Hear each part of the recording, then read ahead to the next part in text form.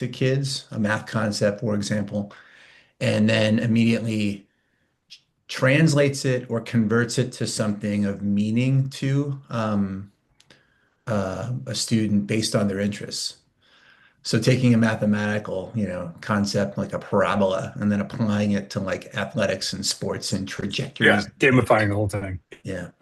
Yeah. So here we are tonight. It's September 24th. We are off and running. We're about four or 5 weeks into both schools. A lot to report out tonight. But we're going to truncate things coming off a number of productive committee meetings. So we'll pull together some of the more important items for the full board tonight as we convene. So for the mission moment for tonight, I mean, there are a number we could highlight, but um, I get to work with adults a lot now, and I began as a teacher. And if you've taught before, there are a number of very natural joys you get from like those aha moments with kids when they learn something new or develop a new skill or put themselves out there and try something they haven't done before and succeed. And so I getting to work with adults, I have some of the same um, sensations or reactions to things as people do things that are hard and overcome adversity, learn new things, and succeed. And so I've got the honor, Melissa and I have the honor of working with two very terrific young principals this year who are featured. Miss Terry on the left, working with our eighth grade students in Algebra 1 with Mr. Luff. That was a visit 2 weeks ago. And Mrs. English on the right during freshman orientation with one of our incoming freshmen, as she was at the helm directing things with extreme confidence and so it's just been great to see these folks at work and doing their work on behalf of kids in front of staff, leading the way. And so the schools are really lucky right now, unfortunate to be working with them with some very fantastic, promising leaders at both of our campuses. So want to shine them tonight and highlight them. People have said that being a principal can be the hardest job in the world, especially do it really well. And I think these folks are showing their best stuff for our kids and team every day. And so the board to be proud of who we have kind of leading the daily at the middle school and high school in 25, 26. And with that, that's our mission moment tonight. With regard to the agenda, here it is. We'll report out on the productive committee meetings we had this past week. There are three approval items coming out of those meetings. And so with that, I think we can just kick things off and move forward with some current headlines. And I'll keep this a bit shorter than what I've done in the past, just to highlight the things that I think are most poignant. And then we're going to get into other headlines as we dig into some data. Um, in looking at the indicators for governance and all of the dashboard data there. So I think just going down the list, school's underway, as I've said. I feel really good about us getting to a strong start with some of the key priorities we have at the school, including items related to instruction, culture, and engagement. So, relatively speaking, I would say the strongest start we've had in a number of years at both sites collectively. With regard to staffing, which we look at each and every month, we're in a good place. We do have one vacancy at the high school in the science department. We're filling that vacancy internally right now, so kids are in good hands. I'll say more about that position momentarily. We did have our report provided to us from SED from this past spring when they visited. We'll go into detail on that today, but generally speaking, some positive reinforcement coming our way and some forward progress in that report outlined. I'm pleased that we've got some strong data systems with Michelle Roy Gaines leading the way at the school. I feel like our tools are stronger and our protocols are more powerful in acting on data and in informing our decisions. So I think we're at a point of advantage there this year. Feedback loops, I think, are tighter than in recent years with regard to teaching and learning. Coaching is happening at both sites regularly and daily with feedback coming to people. We've got a couple of new tools that we're using to make that happen. But generally speaking, I feel good about the adult development in the building right now. From a fundraising and profile perspective, we're off to a strong start there. We'll report out some events that we've been planning with the development committee. And if you've looked at our website recently, we have made some updates to it. And that's in addition to being much more active on social media this year than in prior years. So some good things happening there and getting the word out about the things we're doing at school.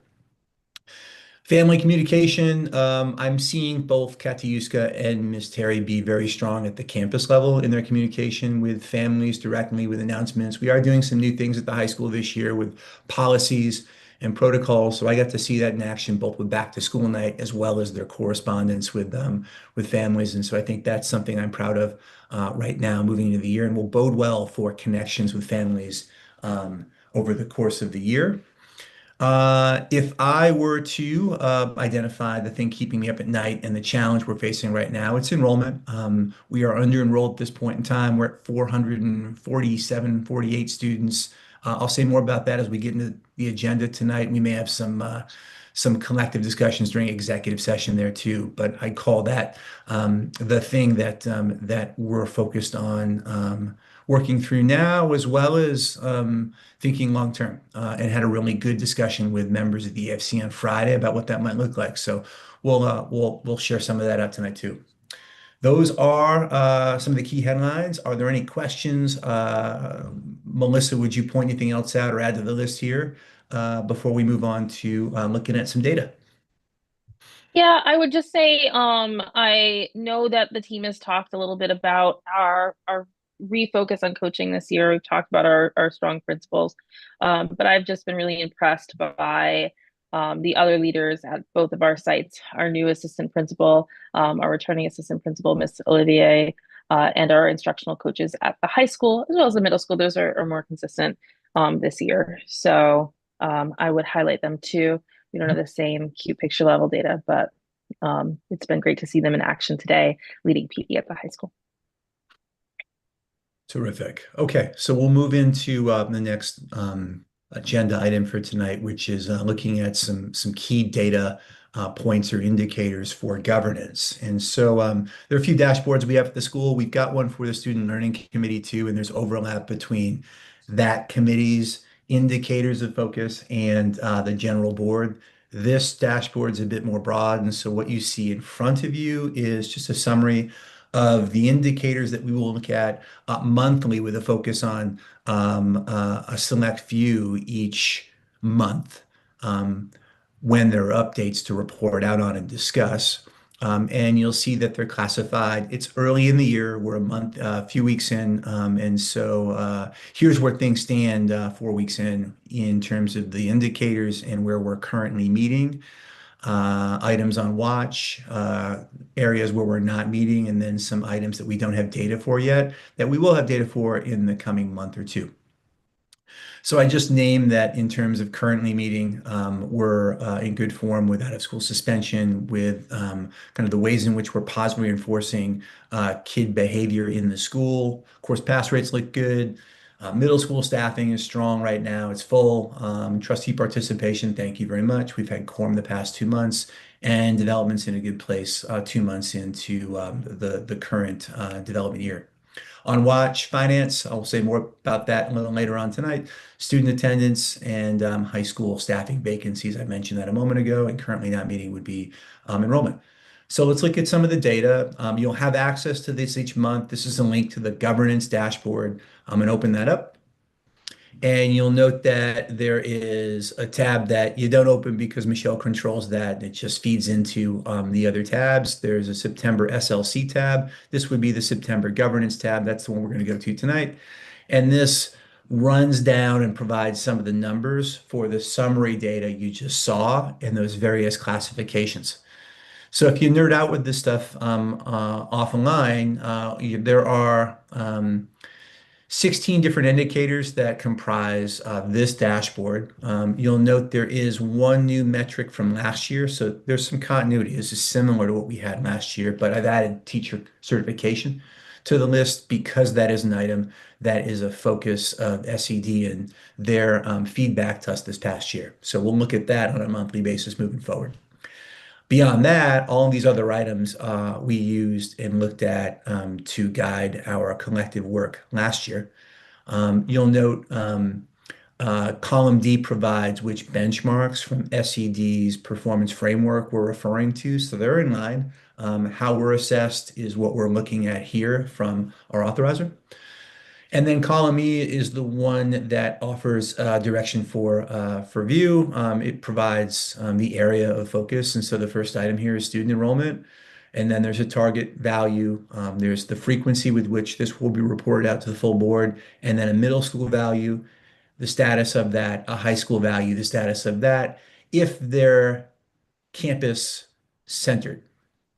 Some of these values are full school. So you'll note that the status of those items would be the same across site because they're the same. So with regard to enrollment, I want to get into that. We are at 447-ish right now, give or take, depending on the day. There is some movement with regard to kids backfilling and then solidifying kids that may not be attending our school if they haven't attended yet. 447 versus 475. So we are in a place where we've got a bit of a gap, both with enrollment and its impact on budget. We'll say more about that tonight. And then last year we were at 502. So we're seeing a fairly significant change from one year to the next, just as we saw in the prior years. So some productive conversation with the AFC around this trend and the ways in which we might confront this both this year and moving forward. With course pass rates, we're in good form right now. It's early in the year, so we monitor those, but grade books are being tended to and monitored. Compliance-wise with finance, right now we're on watch only because of thinking about the end of the year and where we'd end up with net income. There's just some work to do in balancing things up. So it's on watch as we do that work. With attendance right now, we're up from last year at 90 and 89% at this point in the year. These numbers are going to continue to rise. It's a focus area for us too at the high school specifically this year. And so in comparison, we were a few points lower than that last year. With regard to out of school suspension, I believe that 3 students have been suspended thus far this year across sites. And so we're monitoring that. That's also a focus area for us at the high school.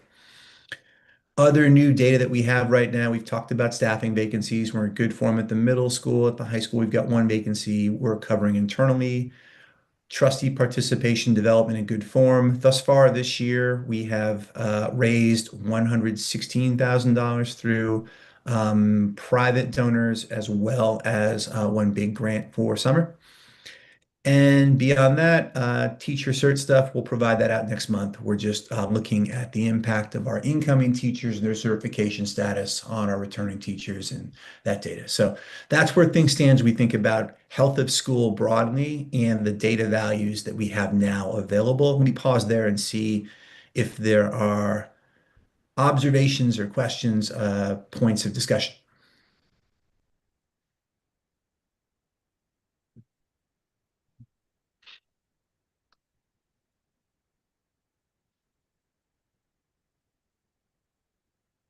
Okay, so with that, I'm going to move us back to the slides. And we've both seen a summary and the raw data. I now want to move into action items. What's the use in having data if you're not going to act on it in some way? So here are the action steps that are currently being taken for the indicators that are classified as either partially met or on watch or currently not meeting.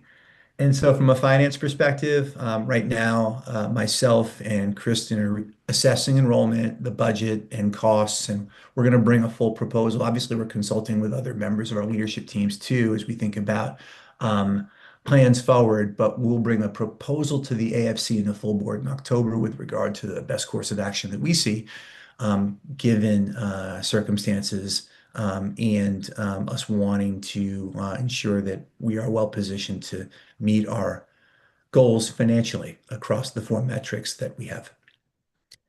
In addition to that, with student attendance, I want to do a full audit of our attendance interventions right now by tier. We've got a number of things that go on, but I think the best course of action right now is just to step back and get this down with regard to here's what we do at the school across tiers to ensure strong attendance, um, and ensure coherence, efficiencies, etc. I'll bring this to the full board in October after bringing it to the SLC as a report out. And I think for us, looking to increase attendance rates to the lower 90s as we had them before COVID, and and so that's the plan. With regard to staffing vacancies, our hiring team is advertising the opening we have.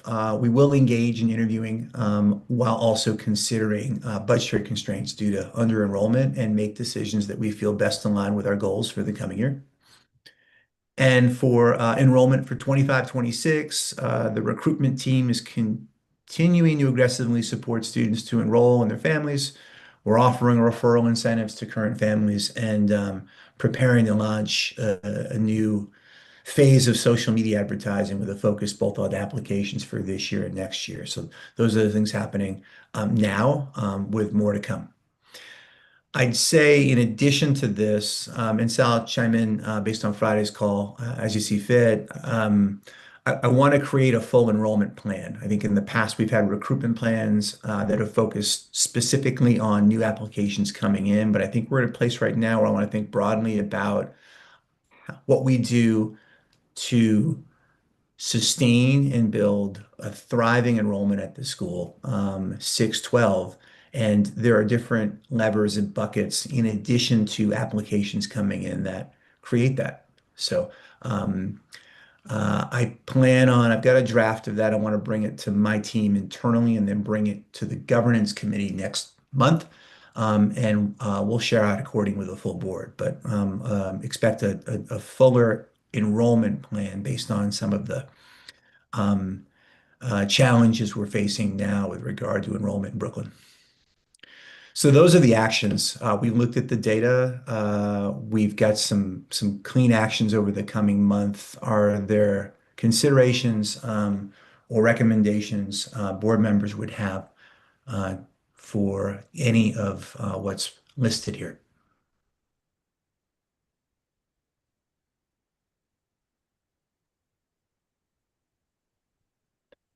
All right, so we've looked at data, give a sense of the school 4 weeks in. We're now going to move into committee reports, and we'll begin with the Student Learning Committee before moving on to the AFC development. And then I'll say a word about governance. We did not meet this month, so let's forge ahead. So with student learning, here's the agenda from this past Thursday's meeting. And the areas in green are the areas we're going to share out today.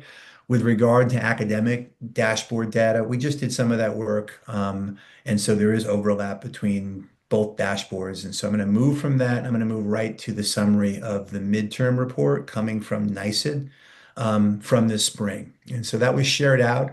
It was in the email I sent out yesterday morning. So you have the full report. What I want to do is give you a summary of the key findings and perhaps do a bit of discussion on best paths for moving forward. But generally speaking, this was a very positive report. So let me move us forward. Link is also, if you want that, the link to the reports in digital form here in this slide.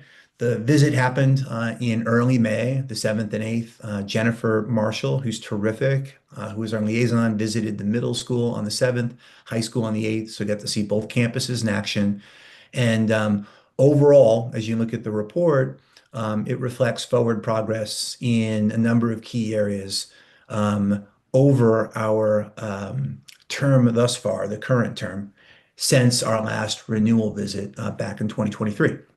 Specifically, benchmark one, student performance, we moved from approaches to meets. That was primarily due to our ELA scores improving 2 years ago. Our math scores being strong in the middle school and science scores being relatively strong too. So this was highly based on middle school exam results as well as high school graduation results. What's nice about this is we get even stronger results. This report was based on data from 2 years ago, and this spring's testing results are even stronger. So we're in good standing right now as a school in thinking about middle school results and where we are in comparison to our district. So that's benchmark one. That's obviously the biggest, student learning. We also made gains in benchmark three, culture, climate, student and family engagement. We went from far below to approaches there. And I think Jennifer was um, pleased and like she thinks the world of our school. I think she's really positive on it. And so she wanted to make sure that we're getting the credit we deserve with regard to the things we're doing at the school that have kids bringing their best stuff happily to their coursework and their studies. Finally, benchmark nine, enrollment, recruitment, and retention. This was from 2 years ago. We were at 550 students 2 years ago when this, um, based on, which is the data that this report is based on. So this benchmark went from approaches to meets primarily because of a strong enrollment, which, as I recall, Jen said was kind of rare. Like a lot of schools were hurting at around this point in time 2 years ago, and we were bucking the trend. We're now facing some of that hardship. Anyway, with this report where meets, I expect for this to be something which is approaches the next time around, unless we make the corrections we need to make to our enrollment. So that's a snapshot at the benchmark level. As I move on to strengths, and this is coming directly from the report, so apologies if I'm being redundant with what you read, but there were three strengths which Jennifer noted in her report. One was middle school proficiency rates in ELA and in math and science. Another was that we have adopted instructional coaching at our middle school and are now expanding that to the high school. This was as of last spring. I'm happy to say that we're acting on that now, and that's happening. And then the third strength is that we've got a broad selection of academic enrichment and extracurricular activities aligned with student interests. And so I can remember Jennifer looking at us and saying, "You guys do a lot here as a small school." And I think it's true. And so I'm glad she's able to see that. And so the work now is in making sure that everyone else knows that and is fired up to engage in the programming we offer at our school.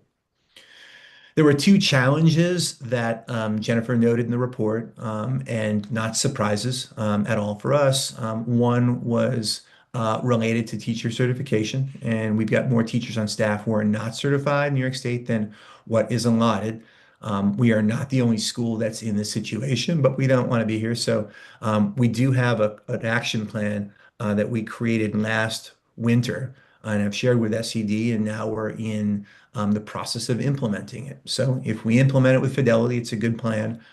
We will be in compliance here by September 2026. In addition to that challenge, a second challenge noted was a focus on improving chronic absenteeism. I think that's more so a high school phenomenon, as well as suspension rates, also higher at the high school as in comparison to our districts and locations. So some actions here for us. We'd like to reduce chronic absenteeism by 5 points this year, and we think we can do that with consistent outreach with families and students through our social workers, our academic counselors and leaders. We've got good people doing this work in-house and some tighter monitoring of progress by senior leaders. I think this gets that done. In addition to that, suspension numbers, want to make sure that's below 10% this year. And so for us, that happens with tighter tier one behavior systems, just generally expectations and flow of the school day being something which aids kids making good decisions over the course of the day, avoiding conflict, that kind of thing. And then having clear tier two behavior systems in place at both campuses. And I'm happy to say we have that. We've got some different interventions other than suspension that we're rolling out this year that are rigorous with regard to what's being experienced by a student following a misbehavior, but is really valuable to their learning. So we're rolling that out this year with some success, and we'll continue to do so.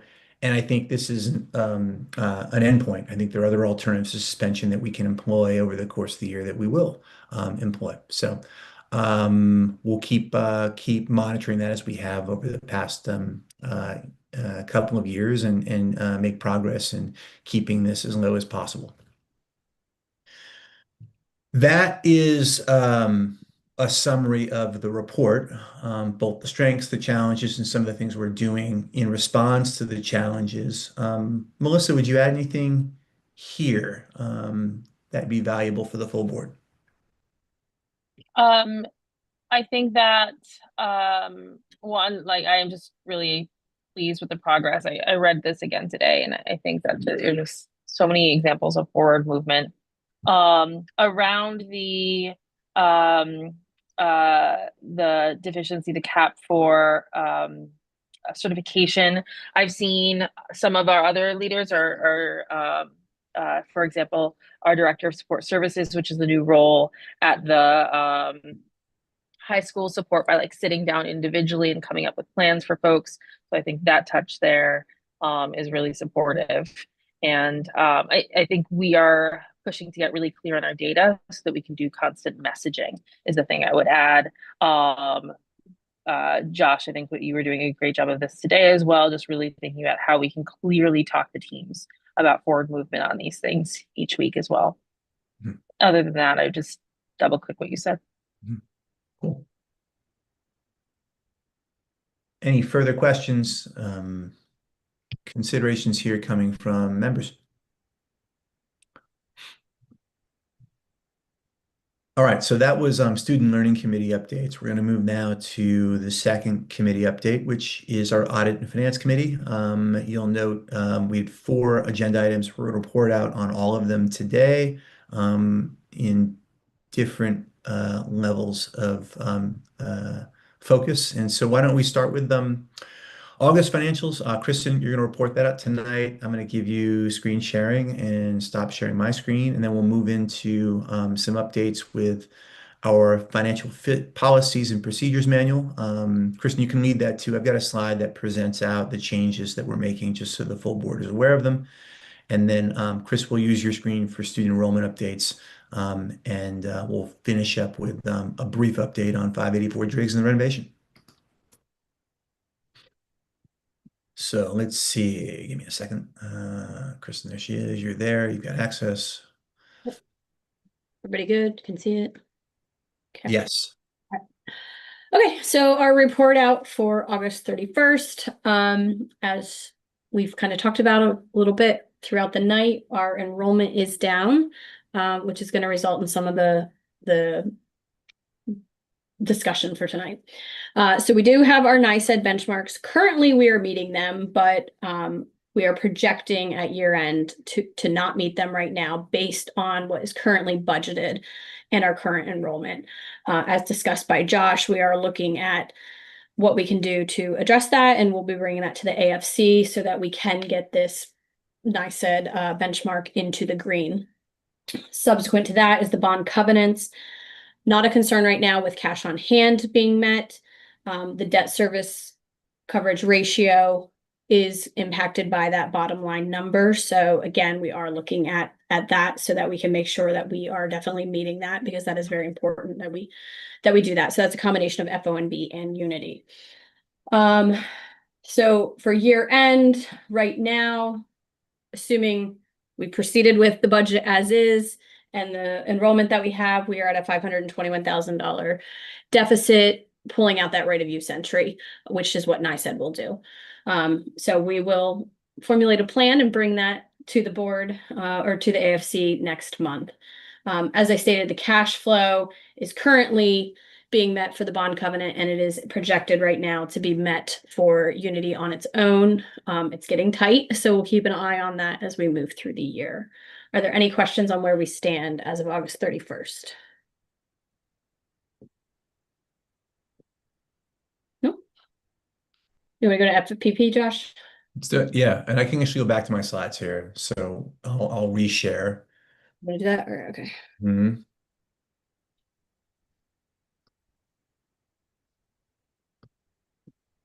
And just to orient, so the FPP just drives all of our work and protocols for managing a financially healthy school in compliance with standards that we are to adhere to. And so every so often we make updates based on what we think is best in doing that work. And so over the past couple of months, Kristen and Chris have looked at our manual, and there are a few updates that we believe are worth making now. And so we did discuss this with the AFC on Friday. There was some good feedback, and we've incorporated some of that feedback. And so Kristen will talk you through it. Members here seeing this for the first time, just feel free to interrupt with any questions you have. Thanks, Josh. So we have some changes, not a ton. I did share out the red line version, so hopefully those will pop out to you. And the vast majority of those changes are for title changes for Josh to executive director and Chris for senior director. And then a slight variation change of our VP principals at vice principals of operations at each of the buildings. So those are just title changes. We did update the single audit threshold. It did reflect 500,000. It actually did change to 750,000, but we didn't update the FPP at that point, but it will be $1 million this year. So it's reflecting that current threshold per the federal guidelines. We also added just in Word, we've been following this, but we wanted to make sure it was explicitly stated within the FPP, a restriction on vendors, that we won't be used vendors owned and or managed by school employees, administrators, or board members without the board's approval. We did add the chief academic officer to the purchase approval level of 5,000, which is the same level that Chris has. Melissa does have her own budget, so we wanted to give her the flexibility to run her budget up to 5,000, which is what Chris has for the building budgets and the other school-wide budgets. Reimbursable expenses, we did actually move that back down to what it was. So there's no change there. We just added a clarifying statement around the approval process for Chris when he's seeking reimbursement. So no changes there besides just a little clarity statement. The escrow balance was updated to 100,000 to match our charter documents. It was previously 75,000, but it is 100,000 at this time. We also removed the statement requiring the bank reconciliations to be reviewed by the board. We weren't doing that and didn't see a need for that, but we did add language that if there are irregularities identified by Josh or Chris upon reviewing the reconciliations prepared by me, they would notify the board, and that the board does have the authority to request to review those at any time. And then finally, there was one statement within the debt subsection that said Unity does not currently contemplate incurring debt other than vendors payables, but with the bond, that statement wasn't accurate. So we did remove that specific statement, but there is still language around the debt section about if we were to incur debt, the board would be involved in that approval process. So those are the changes. If there's any questions, happy to take them. So this will be a board approval item momentarily, but we've done the background work and some of the orientation for that approval. So I think we can move things forward. And I think Chris, now we're going to share out just an enrollment update specifically with numbers, and then move into what will be another item for approval tonight, and that's the continued use of social media consultants and some support there, which has been beneficial to us. So we want to bring that case to the board tonight with some real data. So Chris, I think I'll stop sharing my screen and let you share your screen, and we'll orient to what's here. Thanks, Josh. So good evening. So last Friday, I presented out to the AFC of a student recruitment update. So there was a few pages to it. So what we're looking at now is current enrollment. As of last Friday, we have 219 students enrolled and attending at our middle school, 228 at our high school for 447 total. It's what we call likely enrollment.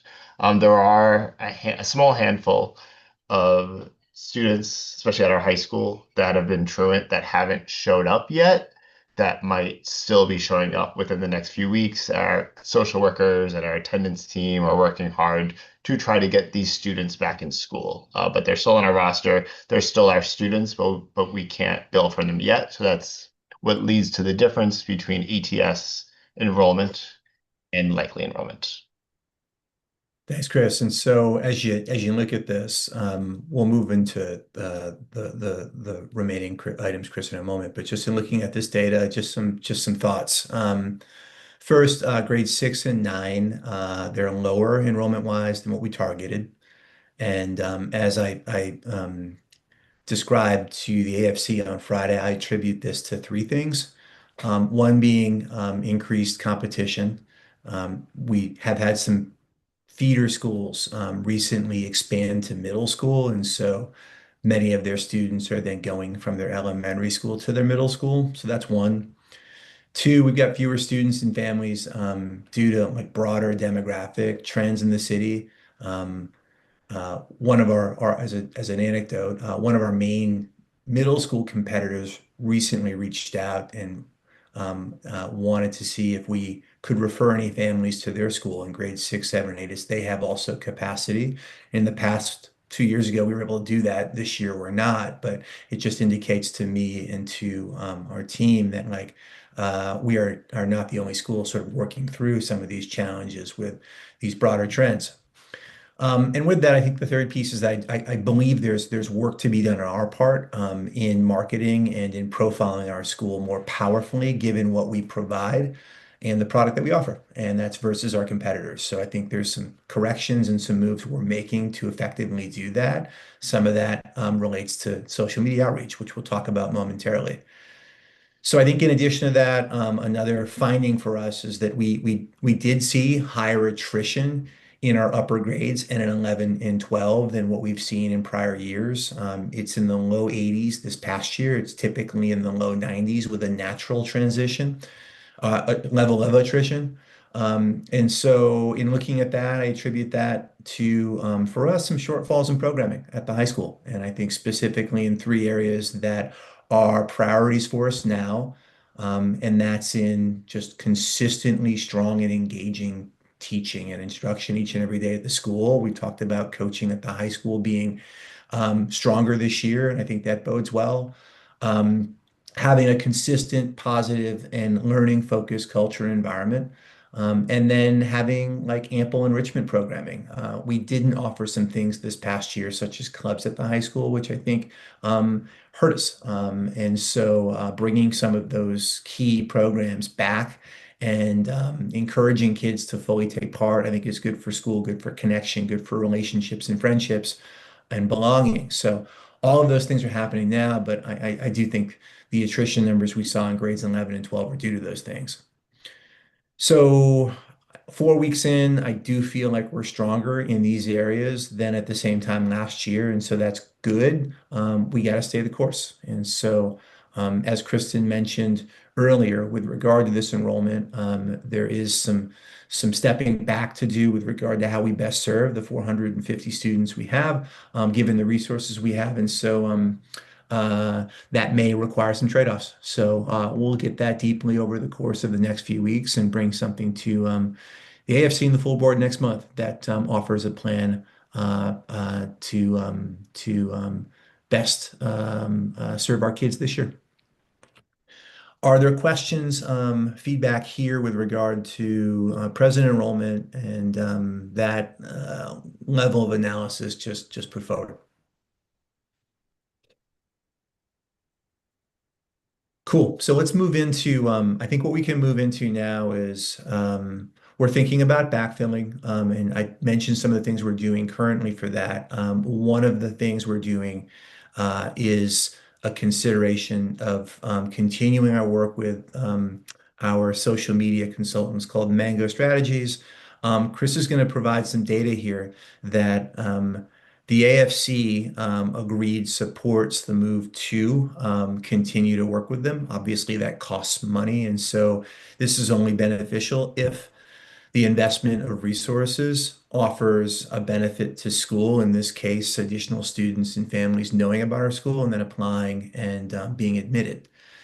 So I think the big number that I think I'll tout and catches my, I think is most powerful in that direction is, Chris, if you scroll down, um, headlines here are that we had approximately 14 students that are now attending our school that we were introduced to as a direct result of working with Mango. So the social media ads connected us with them. They signed on. That's 14 kids. And when thinking about that from a financial perspective, that is about $280,000 in funding. Um, the total amount that we allocated to using Mango this year was about 46,000. So $46,000 of investment here in getting the word out about our school, making our programming known to families, resulted in 14 families enrolling in our school this year. So that's positive. So that shows that like it's beneficial to use this sort of resource to help us get the word out. And so with that, we want to continue to use them not only for the coming years, we think about 26, 27, and ensuring that we're best positioned to have a thriving enrollment, but also for backfilling purposes. So I'll pause there. Chris, is there anything you'd want to add in, or Sal from that call on Friday that you'd want to add in that was critical to our conversation?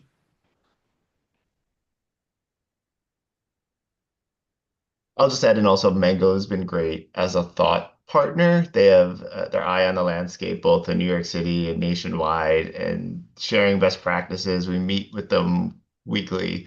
So they've been doing quite a bit more than just digital marketing. They're really there as a helpful thought partner. They've helped us get much more high quality photos for digital marketing, and they've just been great to work with. Jim, you've dug into this pretty deeply in Yeah, past meetings. For you with where are they regards to placing social the media. ads? How are you doing the ads? Instagram, Facebook, Google Ads are the big three that they've been using. And do you have, I think we mentioned last time, you do have the click-throughs and all that, and so you can track people landing on our website through those ads. Are they effective? They are. They're very detail oriented with the reports that Mango has produced for us. I sent it out to AFC last Friday. They definitely want our click-through ratio and our lead ratio to be higher, and they're transparent about that. And they're saying right now it's not as high as it could be because folks don't know about us yet. So they're cautiously optimistic that a continued partnership will continue to build brand awareness to increase the amount of leads per dollar spent. Because right now we hit the ground running in June. Typically, they do no less than a year contract. But when we hired them in June, they said, okay, let's get things rolling. Let's move now. And they moved fast. And they did get us 14 students over the summer from that work, which was impressive. It was a great return on investment. But in terms of the click-through ratio, the cost per click, compared to their other clients, we're not as good right now. We're not as good, and they're saying that's a lot of it is because we don't have the brand awareness that their longer term clients have, and they're not. I don't think they're wrong. So right now, it's as applications open up for fall 2026, even though we just started this year, it's continuing to build that brand awareness. So folks like see, oh, Unity, yeah, I know Unity. I saw that ad multiple times, targeting the right zip codes to get our cost per click ratio down. They've seen the same thing with other clients that are new to the social media game. So I'm hoping, cautiously optimistic, that we'll be following the same pattern. Okay. Great. So this Obviously, will, if these numbers are right, the return is good. So yeah. But yeah, again, at least 14 students found out, at least 14 students, maybe more, because some of folks may have applied on their own. So there's a different way to track. but at least 14 students were as a result of the work with Mango from just the last few months. What was the budget that, oh, what was the number I saw? 28,000 or something? Yeah, 28,000 recruitment budget. How in the past would you have used that budget if not digital media? Yeah. The biggest expense is we do a welcome to Unity dinner at both campuses, each one at each campus each year. Marketing materials, printed materials, high canvassing, potentially paying some other staff and the stipends, helping out to canvas in the neighborhood after school because it's in addition to their normal work responsibilities. It's a mix of Have, things. have you measured, forget the dinner, have you, in the past, did you measure, how those individual kind of door-to-door outreaches, how successful they were? Not with the same level of rigor that we have here. Okay. And one more question. Does Mango have any data on what the incremental impact would be like? All right, so like it was good so far, but if you invest more, did they have any data on like obviously it's gonna get harder and harder, like for every extra person that you're adding on. Is there any kind of data that is worth getting on that, or do you think that's like not really worth worrying about for now because we're not even close to how far we can go? Good question, Ram. They don't like predicting. Like I pushed them when we first hired them. I said, okay, how many applications are we going to get? How many enrollees? And they're like, we can't tell you. Like we can't predict. They really don't like predicting how many more we'd get from working with them. But it's clear that the ROI has been good. But in terms of the potential partnership contract that's up for uh, board approval later this evening is what they're recommending based on our school size and based on our goals and targets. But Well, they don't like look, predict. yeah, I will say this, and I've said this since this came up. Um, every company in my portfolio that I've been involved with, and sadly I've become a semi-expert in this because of all the money we've flushed down the toilet. It is worth it to spend these smaller chunks up front and do your A/B testing, get your messaging right, get the and really understand that you're on the right path before you spend a lot of money. Most startups spend a lot of money on this stuff and then they say, oops, because Google's going to take your money for Google ads and Facebook, etc. And so you really need to make sure you have your messaging right and your landing pages are effective and everything's humming, and then you double down. Yeah. It doesn't feel like you're there yet. They probably tell you the same thing. You're Yeah. probably not there yet.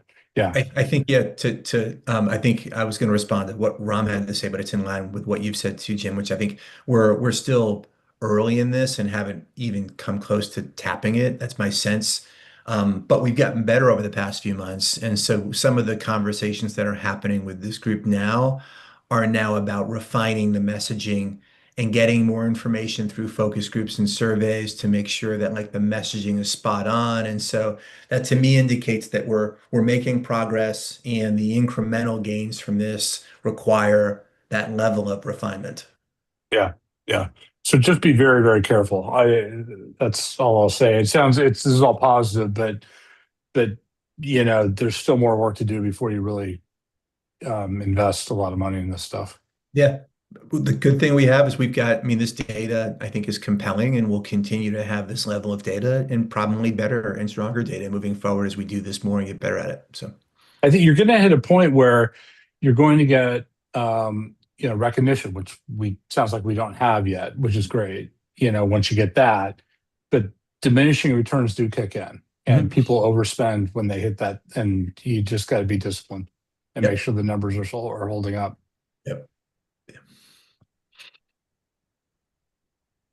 Excellent. So thank you for that, Chris. We'll move back to the agenda slides now.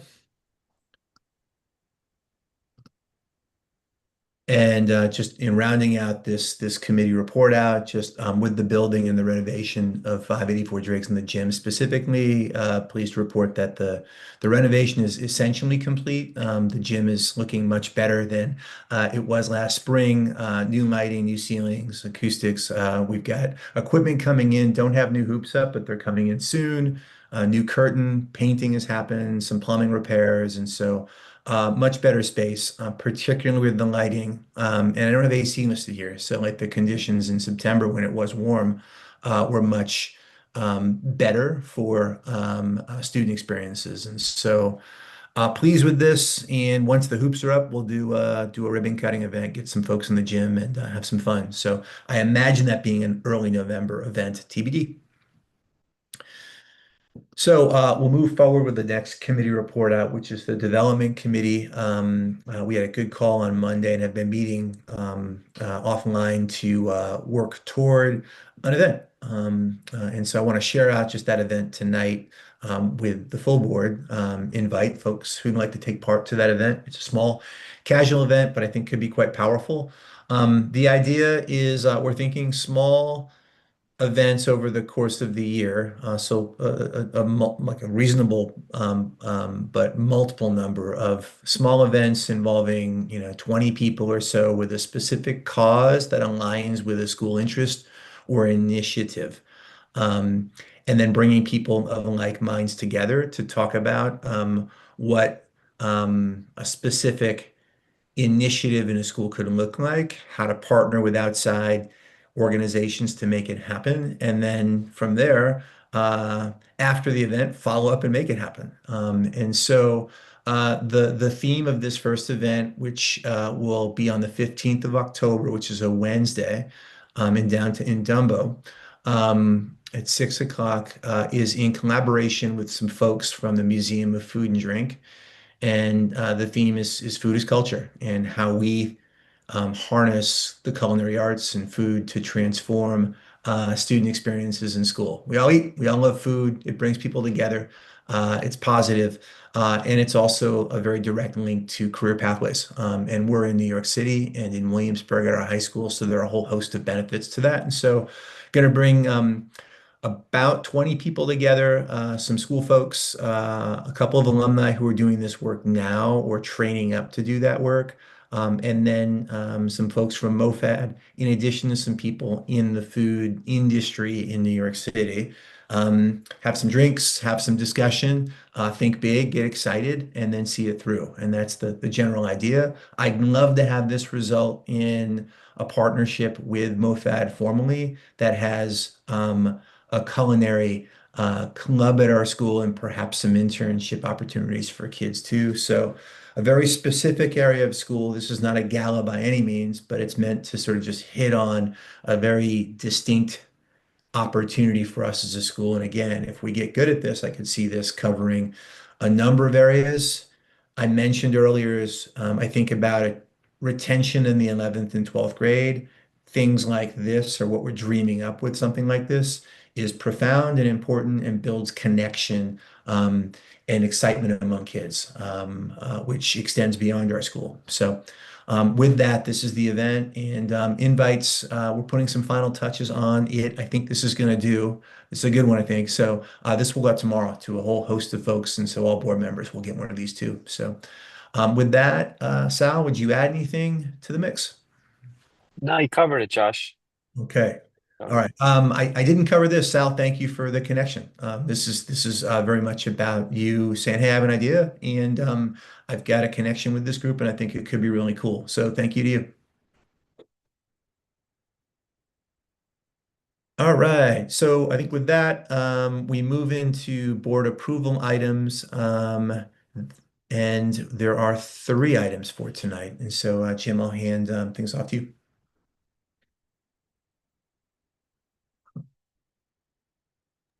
Okay, how are we doing attendance wise? I think we're good. Okay, Yeah, we're good. good. Mario and Juliana are here too. Good evening. So Good to see you all. Thank you for being Hi. here. that's And 92. here we go. Okay, so the first item is the minutes from the prior meeting. Anybody have any comments or questions? Okay, all in favor? Show of hands. Thank you. Okay, next item, digital marketing services. And Chris, can you just refresh what we're approving, the amount and the duration of the contract? Yes, sorry, let me bring it up. The contract will go in through lottery season. So it'll go through March 30th, 2026. And there's two options for the amount. We could do either with their backfilling plan or without their backfilling plan. We didn't speak about that earlier. I Oh, why apologize. don't you dig into that? Yeah. So I think what we ought to do then is bring up for approval the recruitment plan and then perhaps designate someone from the board, Jim, if it's okay, to consult with the amount for the backfill is going to be modest and perhaps something that I can approve within our FPP, if it makes sense for the full board. But the full plan I think is 60,000. No, Chris, is that right? Yes, sorry, thank you. So it would be 60 is what they are recommending without an additional backfill help. 67 would be with the backfill help, and that includes the payments made directly to Mango, I believe, in addition to the actual payment for the ads themselves. Okay, so we've done Mango plus Mango ads have been billed separately, correct? Heretofore. Is that right? It's included on their contract. It's on their invoices. So we pay Mango. There's no surcharge for them running the ads. So what have we paid on, let's just say, a monthly basis to date, and how does this new deal compare? Ads plus The Mango. The monthly rate remains the same at $6,000. Plus an extra 2,000 for the extra work they do at the beginning of the program for launch. So it'd be 8,000 for October, and then 6,000 each for November, December, January, February, and March, and then 22,000 itself for the actual ads. And then backfill, what does that entail that this other program does not? They would incorporate additional ads and programming, for example, join now or start immediately, and they help develop follow-up systems to reach out to lottery applicants for an immediate start. Including incorporating a dual data tracking system to track immediate enrollments and lottery applications. Shouldn't that be the first thing they do, is to do that now and then sort of feather off into teeing it up for the next lottery? I see where you're going with this, Jim. And I think we thought about that. I mean, we our recruitment season kicks off anyway in October, so they're in line. But the way I've thought about this is a worthy endeavor only if we're able to effectively backfill beyond the cost of this initiative. Yeah. So Well, we've got to I'm do thinking, that as well as then invest in the work of recruiting for 26, 27, which is about exposure. It's about repetition. It's about like people seeing us often and regularly. And so they go very tightly hand in hand. yeah, It's I Right. would say divert the 6,000 for the next 2 months toward a backfill program, right? And then go into the other. I think backfill is critical right now. I think, Jim, we talked at the AFC, and I think, I'm supportive of this. I think we made the point about potential diminishing returns, but I think given where we are compared to objectives and sort of, the ability to recruit students, it doesn't take that many new students to amortize this cost, right? So, and I think we all had the same instinct of like, well, focus on backfilling now and focus on next season after. But Right. Josh's point then was that the public school sign up is opening now if it hasn't already opened, and so that this is at least one of the times when people are looking for next year. And we don't want to miss that window. So I think you're raising a good point. I just think we have to be mindful of not losing that window. And I think maybe we tell our provider that, if they could keep in mind that to the extent what they're putting out now is helpful to both people who are thinking about next year and people who might jump now, I think that would be great. But it seems that there's overlap in what we need to do. Yeah. Yeah, I think that's right. And maybe it is just explaining to them, our focus is on, we're fine with the program. Our focus is on backfilling. I don't know how those numbers work out, how budgeting works out, et cetera, ad spend, but a backfill is worth a lot to us right now because that's income for the rest of the year, not next year. Right? Yeah, I think that's right. Okay, so what do you want to propose? You want to propose approving the base case and then digging into backfill, or approve both, or what are you proposing, Josh? I think it's 60. The proposal here tonight would be 67. Okay. Okay, any questions from anyone? Okay, all in favor? All right, thank you. Thank you. Okay, next item is the Financial Policies Procedures Manual. Kristen walked through that. Anybody have any questions? I was able to review it. It looked fine to me. Questions, concerns? Yeah, I think what we Okay. covered with the report out of the ESC is fairly detailed. So those are the changes, and it was also something discussed on Friday with AFC folks. So I appreciate that input, and it's reflected now in what was presented tonight. Yeah, terrific. And thanks for all the hard work on that. That was it's helpful. Okay, all in favor? Okay, thank you. All right, next. Okay. So I think this is now just board meeting assessment next meeting. Next meeting would be October 22nd, 6 p.m. That's an in-person meeting at 584 Driggs. So this is let's meet for probably 90 minutes and then grab some food afterward kind of a event and affair. And with regard to agenda items, I have three here that I think will come up and plan to have come up, and that would be enrollment updates and budget implications for 25, 26. It would be development updates and action planning, in addition to our debrief of the event we explained and described earlier. And then we'll look at dashboard data. We'll have another month's worth of data and dive into the things that are most meaningful to our scarce time together. So I imagine that being three important topics. Are there other topics folks would also want to see on the agenda for October?